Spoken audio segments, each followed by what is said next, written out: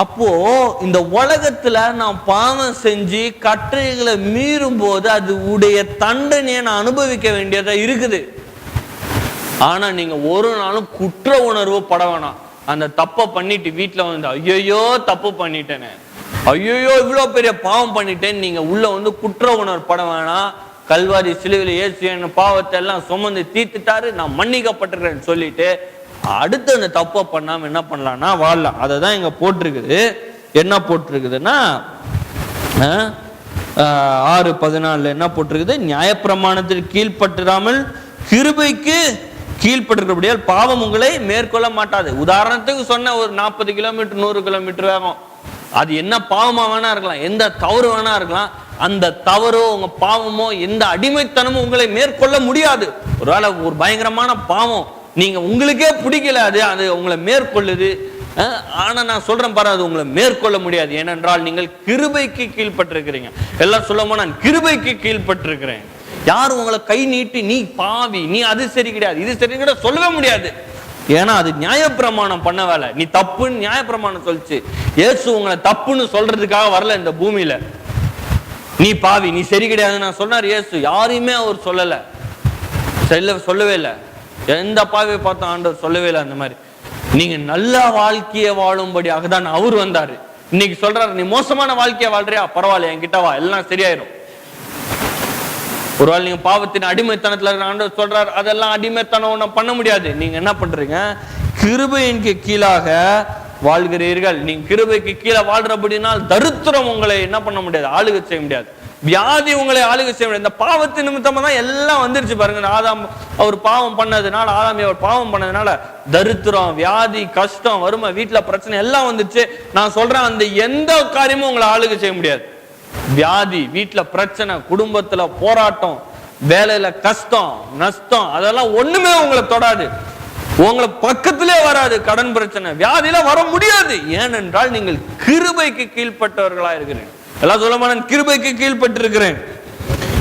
ரோமர் 7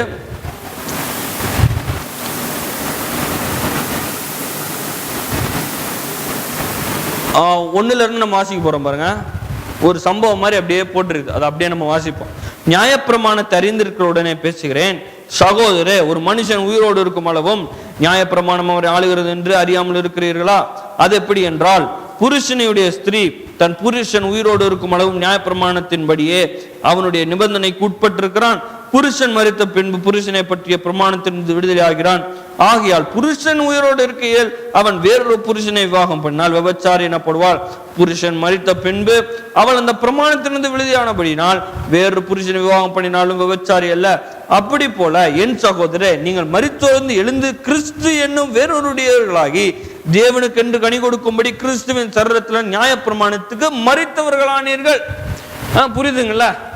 ஒரு ஸ்திரீ இருக்கிறாங்க, அவங்களுக்கு கல்யாணம் இருக்குது. அந்த கணவன் இருக்கும் போதே வேற ஒரு திருமணம் அந்த ஸ்திரீ போய் பண்ணாங்கன்னா அவங்க விபச்சாரின்னு சொல்றாங்க. ஒருத்தங்களுக்கு தான் இருக்கணும், இன்னொருத்தங்களுக்கு போகக்கூடாதுன்னு சொல்றாங்க. ஆனா அதே அந்த கணவன் மறைச்ச பிறகு இந்த ஸ்திரீ போய் இன்னொரு விவாகம் பண்ணா அவங்களை வந்து விபச்சாரின்னு சொல்றது கிடையாதுல்ல. அது போலதான் போட்டிருக்குது. என்ன போட்டிருக்கு? நியாயப்பிரமாணம் நம்ம செத்து போயிட்டோம். இனி நியாயப்பிரமாணத்துக்கு நம்ம அடிமை இல்லை. நியாயப்பிரமாணம் நம்மளை ஆளுகை செய்ய முடியாது. மரித்து போயிட்டோம். கிறிஸ்துவுக்கு நம்ம என்ன பண்ணணும்னா திருமணம் செய்யப்பட்டிருக்குது. அது ஒரு உதாரணமா சொல்லப்படுகிறது. கிருபைக்கு நம்ம என்ன பண்ணிருக்கிறோம்னா திருமணம் ஆகிருக்கிறோம். இப்ப நம்மளை எது ஆளுகை செய்யுதுன்னா கிருபை ஆளுகை செய்கிறது. தகுதி இல்லாதவர்களுக்கு கொடுக்கப்படும் தாராளமான தயவு. கிருபைனா நீங்க நினைச்சே பார்த்துருக்கிற மாதிரி இருக்கிறீங்க. ஒரு நல்ல பிசினஸ் ஆர்டர் வந்திருக்கலாம், நீங்க நினைச்சே பார்த்துருக்க மாட்டீங்க. ஒரு பெரிய தொகை உங்க வீட்டுல வந்து நிற்கும். இவங்கெல்லாம் நம்மளுக்கு காசு கொடுப்பாங்களா நினைப்பீங்க, அவங்களாம் உங்களுக்கு கொடுத்துருப்பாங்க. இந்த கடன் கண்டிப்பா நீங்க அது ஒரு 20 வருஷமா அது ஆகும் அப்படின்னு நினைச்சிட்டு இருப்பீங்க. பாத்தீங்கன்னா அடுத்த நாள் உங்க கடனை நான் கட்டிட்டேங்க, கவலைப்படாதீங்கன்னு சொல்லுவாங்க. இந்த வியாதி சுகமாகாது, நீ வாழ்நாள் எல்லாம் இப்படிலாம் இருப்ப அப்படின்னு டாக்டர் சொல்லியிருப்பாரு. பாத்தீங்கன்னா சுகமாயி நீங்க நல்ல வாழ்க்கை நீடித்த நாட்களா இந்த பூமியில வாழ்ந்துட்டு இருப்பீங்க. இது பேரு தான் கிருபை. நீ கிருபன்னு என்னடா அது கிருபை அப்படின்னு யோசிக்க கூடாது. இது பேரு தான் கிருபை. உங்களுக்கு தகுதியா கிடையாது, உங்களுக்கு நடக்கவே முடியாது, நீங்க வாங்கவே முடியாது, ஆனா அது உங்களுக்கு கொடுக்கப்பட்டிருக்கிறது. அது பேரு தான் கிருபை. அப்போ அந்த கிருபை கூட தான் நம்ம இருக்கிறோம். அந்த கிருபை தான் நம்மளை என்ன பண்ணுதுன்னா ஆளுகை செய்கிறது. திருப்பம் ரோமர் 10ஆம் அதிகாரம், ரோமர் 10:4, விசுவாசிக்கிற எவனுக்கும் நீதி உண்டாகும்படியாக கிறிஸ்து நியாயப்பிரமாணத்தின் முடிவா இருக்கிறார். இதெல்லாம் எதுக்கு இத்தனை வசனம் எடுத்து காட்டுறேன்னா, நீங்க நியாயப்பிரமாண காலத்துல இல்ல, பழைய உடன்படிக்கை காலத்துல இல்ல, புதிய உடன்படிக்கையின் காலத்துல இருக்கிறீங்க, கிறிஸ்துவின் கீழே இருக்கிறீங்க, கிருபையின் கீழே இருக்கீங்க. அதை காட்டுறதுக்கு தான் இத்தனை வசனம். இங்க பாருங்க, 4 என்ன போட்டிருக்கு? விசுவாசிக்கிற எவனுக்கும் நீதி உண்டாகும்படியாக கிறிஸ்து நியாயப்பிரமாணத்தின் முடிவா இருக்கிறார். கிறிஸ்து வந்ததே எதுக்கு? நியாயப்பிரமாணத்தை நிறைவேற்றி முடிக்கும்படியாக. அதை முடிச்சுட்டு ஒரு புதிய ஒரு வாழ்க்கையை உங்களுக்கு ஆயத்தப்படுத்தும்படியாக தான் என்ன பண்ணிருக்கிறாரு, வந்திருக்கிறாரு. கலாத்தியர் 3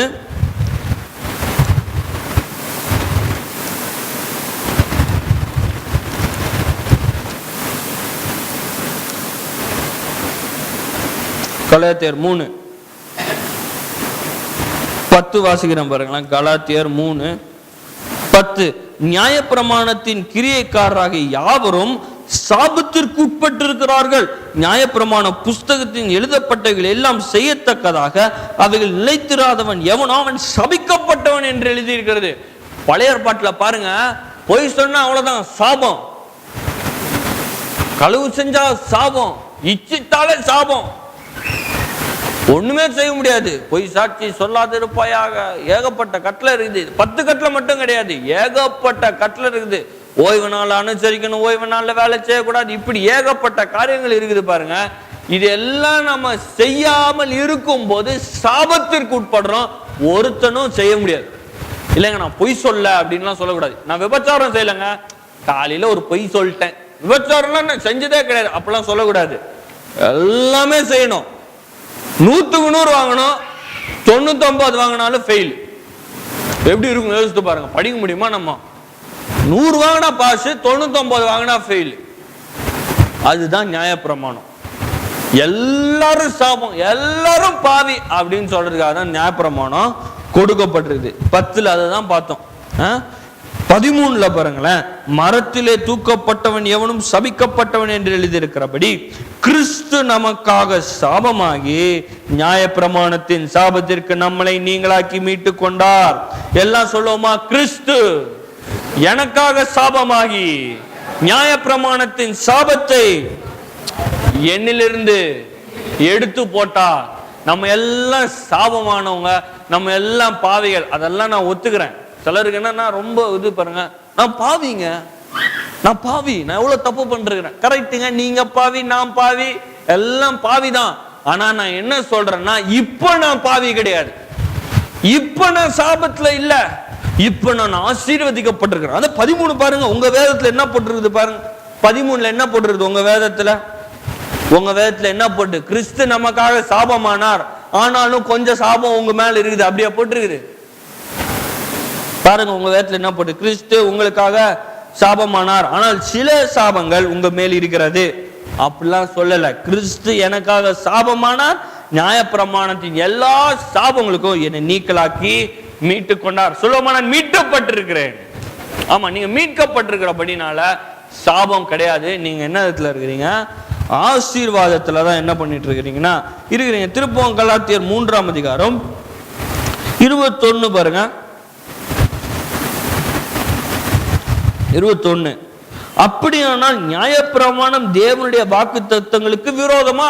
இப்போ ஒரு கேள்வி வந்துருது. ஐயோ, அப்ப நியாயப்பிரமாணமே கடவுளுக்கு விரோதமா செயல்படுதா?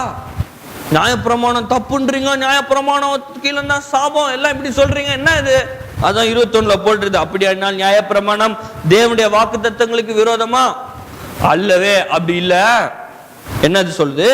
உயிரை கொடுக்கத்தக்க நியாயப்பிரமாணம் அருளப்பட்டிருந்ததானால் நீதியானது நியாயப்பிரமாணத்தினால் உண்டாயிருக்குமே. அடுத்து இன்னொரு வசனம் அப்படியே வாசிப்போம் பாருங்க. 22, அப்படி இராதபடியால் இயேசு கிறிஸ்துவை பற்றும் விசுவாசத்தினாலே பலிக்கிற வாக்குத்தத்தம் விசுவாசம் உள்ளவருக்கு அளிக்கப்படும்படி வேதம் எல்லாரையும் ஏகமாய் பாவத்தின் கீழ் அடைத்து போட்டது. என்ன சொல்லிட்டு இருந்தாங்கன்னா, இந்த உலகத்துல இருக்கிற ஜனங்க என்ன சொல்லிட்டு இருக்கிறாங்க, அவன் ஒரு நாளைக்கு 20 பொய் சொல்றாங்க, நான் 2 பொய் தான் சொல்றேன். அவன் எத்தனை கொலை பண்ணியிருக்கான் தெரியுமா? அவன் இது வரைக்கும் 25 கொலை பண்ணியிருக்கான், நான் ஒரே ஒரு கொலை தான் பண்ணியிருக்கேன். என்ன சொல்றான், அவனை விட நான் நல்லவன். ஆனா காரியம் என்னது, 2 பேருமே பாவிகள். அவன் ஒரு கொலை பண்ணாலும் சரி,